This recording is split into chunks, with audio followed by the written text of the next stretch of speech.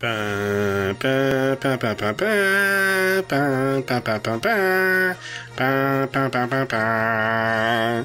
Jour 10 du Star Wars Challenge, 39 vidéos de Star Wars pour célébrer les 39 ans de Star Wars.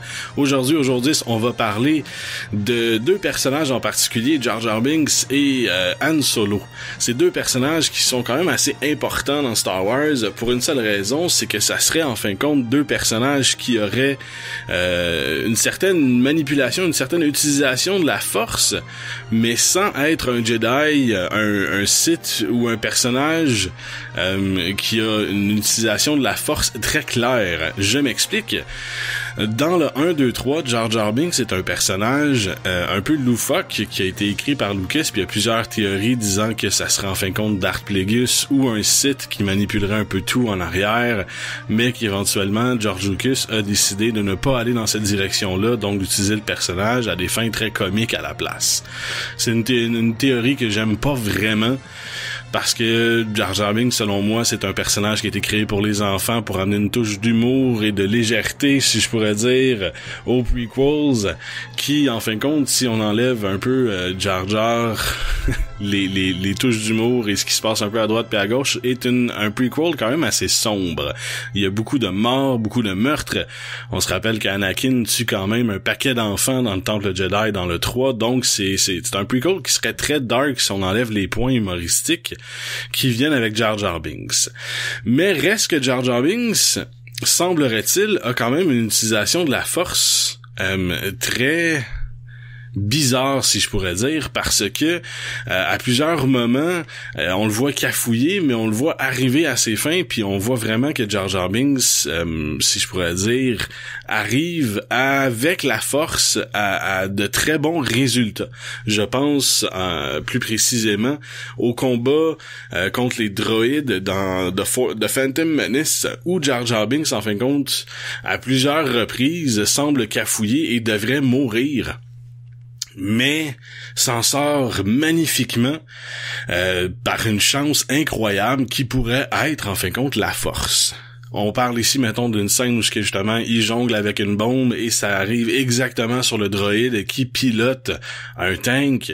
Le tank tourne et ramasse deux autres tanks. Bref, c'est quelque chose de très irréaliste, mais si la Force est mêlée à ça, c'est quelque chose que les Jedi seraient capables de faire, donc Jar Jar Binks serait capable de le faire, serait capable d'utiliser la Force sans le vouloir pour manipuler les événements alentour de lui.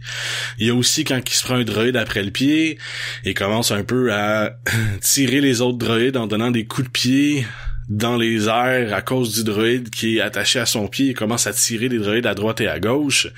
C'est quelque chose que normalement une personne normale dans l'univers de Star Wars serait incapable de faire, mais Jar Jar Binks le fait très bien et très rapidement sans même y penser. Donc on pourrait penser que Jar Jar Binks est un personnage qui est force sensitive, qui a la Force imbue en lui, mais qui n'est pas vraiment au courant et en fait une utilisation sans le vouloir. Il y a un autre personnage, justement, Han Solo, qui, semblerait-il, selon les plus grandes rumeurs, est vraiment ce qu'on en déduit du personnage d'Han Solo, qui est un personnage beaucoup trop chanceux pour une personne normale dans l'univers de Star Wars. Il y a le Kessel Run qui a fait c'est pas le plus rapidement, c'est le plus court possible. On sait pas encore exactement comment ça va se dérouler dans les films, mais on sait que dans le film d'Han Solo, on va voir le Kessel Run. Il y a aussi le fait que, justement, il beat the odds, never tell me the odds.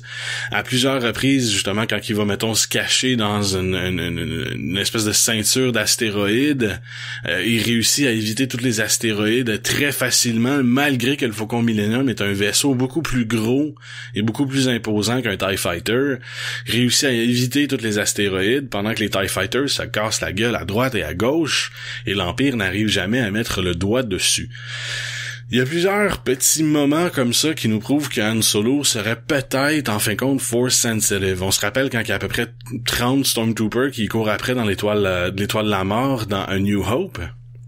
Il réussit à en tuer une douzaine très facilement et les 30 Stormtroopers ne sont jamais capables de l'atteindre. malgré justement le fait que ce soit un personnage très normal. Il y a plusieurs théories qui pourraient changer. Justement, on va parler de cette théorie-là demain, de pourquoi tout le monde a survécu dans New Hope après l'Étoile de la Mort. Mais bref, on va parler de ça demain.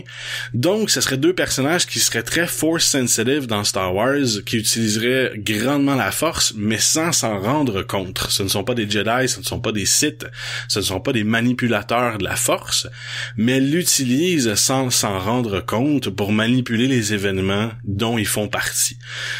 Quel autre personnage dans Star Wars pourrait justement faire une certaine utilisation de la force similaire? Il y a un paquet de personnages qui pourraient rentrer dans cette catégorie-là, mais qu'on ne parle pas. Bien sûr, là, je vais pas rentrer dans les détails parce que ça va faire une vidéo de 30 minutes si je passe à travers toutes les espèces de petits événements qui pourraient faire en sorte qu'il y ait une personne qui ait manipulé la force, mais c'est les deux personnages principaux dans le prequel et dans la trilogie originale qui auraient une utilisation de la force quand même assez grande sans s'en rendre compte. Quel personnage est-ce que vous pensez qui manipulent la force, mais qui ne sont pas nécessairement Sith ou Jedi, mais qui sont juste imbus de la force et l'utilisent à bon escient sans s'en rendre compte? Laissez-nous un commentaire. Jasez Star Wars, c'est le Star Wars Challenge. 39 vidéos de Star Wars pour célébrer les 39 ans de Star Wars. On se reparle demain.